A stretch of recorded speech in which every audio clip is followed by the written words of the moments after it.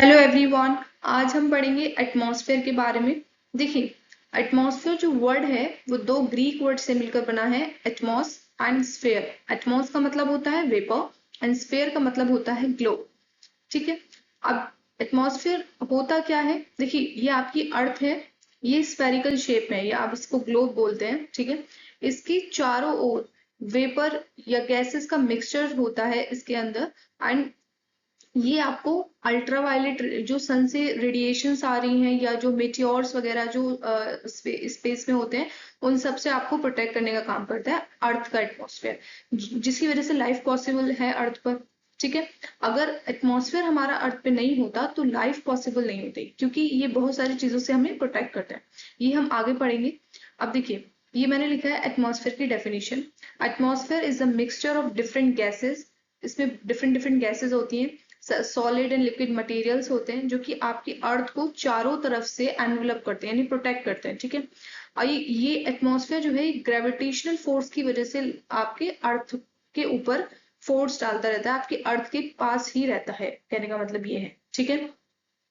Nearly 97% of the atmosphere lie up to the height of 29 kilometre above the earth surface। इसका क्या मतलब है?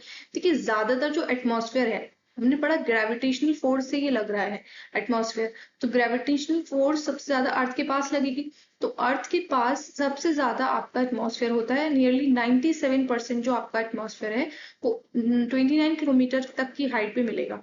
यानी जितनी ज्यादा जो ये गैसेस, सॉलिड, लिक्विड मटेरियल है वो अर्थ के पास ज्यादा मिलेगा। जैसे जैसे आप अर्थ से ऊपर जाएंगे हाइट पर, तो आपका उसका ही कंसेंट्रेशन कम होता जाएगा। ठीक है। अगर हम स्ट्रक्चर ऑफ एटमॉस्फेयर की बात करें तो हमने इसको 5 लेयर्स में डिवाइड किया है, डिपेंडिंग अपॉन द टेम्परेचर। तो आपका जो एटमॉस्फेयर है उसमें टेम्परेचर सेम नहीं होता, वेरी करता है, और भी डिफरेंट कैरेक्टरिस्टिक्स होती हैं, बट मेजरली हमने स्ट्रक्चर को टेम्परेचर के बेसिस पे डिवीजन किया है। ठीक है। सो फर्स्ट लेयर जो आपकी ट्रोपोस्फेयर होती है, जैसे जैसे आप ऊपर जाएंगे तो यहाँ पर आपका टेम्परेचर डिक्रीज होता हुआ नजर आएगा। देन उसके बाद आपका टेम्परेचर इंक्रीज होता है, देन डिक्रीज, मिजोस्फेयर में फिर से decrease, then thermosphere and exosphere में फर्दर इंक्रीज होता है टेम्परेचर। तो ये कुछ सिग्मा साइन आपको नजर आ रहा होगा, इसकी हेल्प से आप याद रख सकते हैं किस लेयर में टेम्परेचर इंक्रीज हो रहा है और किस लेयर में टेम्परेचर डिक्रीज हो रहा है। ठीक है। तो फर्स्ट लेयर है आपकी ट्रोपोस्फेयर, सेकंड स्ट्रेटोस्फेयर, थर्ड है mesosphere and thermosphere, then exosphere. ये सीक्वेंस आप याद रखिएगा क्योंकि एग्जाम में सीक्वेंस से भी क्वेश्चंस आ जाते हैं। ये इनकी हाइट है, मैक्सिमम हाइट 20 किलोमीटर होती है ट्रोपोस्फेयर की, स्ट्रेटोस्फेयर की 50 एंड मीसोस्फेयर की 80 एंड थर्मोस्फेयर की 400 kilometre and exosphere further 10,000 kilometre तक लाई करता है। ठीक है। अब इन लेयर्स को वन बाय वन पढ़ लेते हैं। ट्रोपोस्फेयर ये आपके एटमॉस्फेयर की फर्स्ट लेयर है, मैंने अभी बताया आपको। एंड इसको हम चेंजिंग स्फेयर भी बोलते हैं क्योंकि यहाँ पर बहुत ज्यादा चेंज आपको देखने को मिलेगा। यहाँ पर वेदर फिनोमिना और एयर वगैरह जितनी भी मूव करती हैं ज्यादातर वो यहीं पर होती हैं। And it is convective layer, क्यों यहाँ पर कन्वेक्शन करंट लाई करते हैं, यानी अर्थ से जो आपके कन्वेक्शन करंट ऊपर जाते हैं, जिसकी वजह से इक्वेटर एंड पोल्स पे आपका जो हाइट है वो वेरी करती है। देखिए, इक्वेटर पे कन्वेक्शन करंट ज्यादा होते हैं और दूर दूर तक जाते हैं, जिसकी वजह से आपका जो एटमॉस्फेयर, ये ट्रोपोस्फेयर है, ये ज्यादा हाइट तक लाई करता है। लेकिन पोल्स पे जो एयर है वो डेंस होती है और नीचे रहती है, जिसकी वजह से पोल्स पे उसकी हाइट, ट्रोपोस्फेयर की हाइट कम होती है। ठीक है। टेम्परेचर डिक्रीज विद अल्टीट्यूड, मैंने अभी आपको बताया इस ट्रोपोस्फेयर में आपकी जैसे जैसे आप हाइट पे जाएंगे टेम्परेचर डिक्रीज होता है। एंड वो इस रेट से डिक्रीज होता है और इस रेट को हम बोलते हैं नॉर्मल लैप्स रेट। ठीक है। All weather phenomena occur in this layer, मैंने अभी आपको बताया जितने भी वेदर फिनोमिना है वो सब ट्रोपोस्फेयर से रिलेटेड है। This layer contains nearly 90% of total mass of atmosphere. देखिए, ज्यादातर जो एक्टिविटी है, जो वेदर फिनोमिना है वो, और जो एयर मासेस और गैसेस है, वो आपको ट्रोपोस्फेयर में ही देखने को मिलेगी। इसलिए जो ये बोल रहे हैं कि 90% जो आपके एटमॉस्फेयर का टोटल मास है वो आपको ट्रोपोस्फेयर में ही देखने को मिलेगा। ठीक है। जो क्लोजेस्ट टू द अर्थ, देखिए अर्थ सरफेस के सबसे क्लोज 1 to 2 किलोमीटर तक एक लेयर होती है जिसको हम कहते हैं फ्रिक्शन लेयर, जो कि आपको ट्रोपोस्फेयर में देखने को मिलेगी। ठीक है, tropopause separates troposphere and stratosphere. देखिए ट्रोपोस्फेयर के ऊपर अगर आप जाएंगे तो आपको एक पॉज देखने को मिलेगा, यहाँ पर कोई चेंज आपको नहीं देखने को मिलेगा, यहाँ पे पॉज लग गया यानी रुकाव है यहाँ पर, तो इसको हम बोलते हैं पॉज। ये आपको स्ट्रेटोस्फेयर एंड ट्रोपोस्फेयर के बीच में एक पॉज देखने को मिलेगा, जो जिसको हम बोल रहे हैं ट्रोपोपॉज। अब देखिए जो भी लेयर है, हर लेयर के बाद एक पॉज आएगा, और जिस लेयर के बाद आएगा उसी के नाम से उसको बोलेंगे। ट्रोपोस्फेयर के बाद आया है पॉज तो उसको हम बोलेंगे ट्रोपोपॉज, और ये सेपरेट कर रहा है ट्रोपोस्फेयर को and stratosphere. Okay, second layer है स्ट्रेटोस्फेयर। स्ट्रेटोस्फेयर में मैंने अभी आपको बताया कि इसमें ये जस्ट अबव द ये आपका ट्रोपोस्फेयर हो गया, यहाँ पे ट्रोपोपॉज आ गया, फिर ट्रोपोपॉज के जस्ट अबव आपको मिलेगा स्ट्रेटोस्फेयर।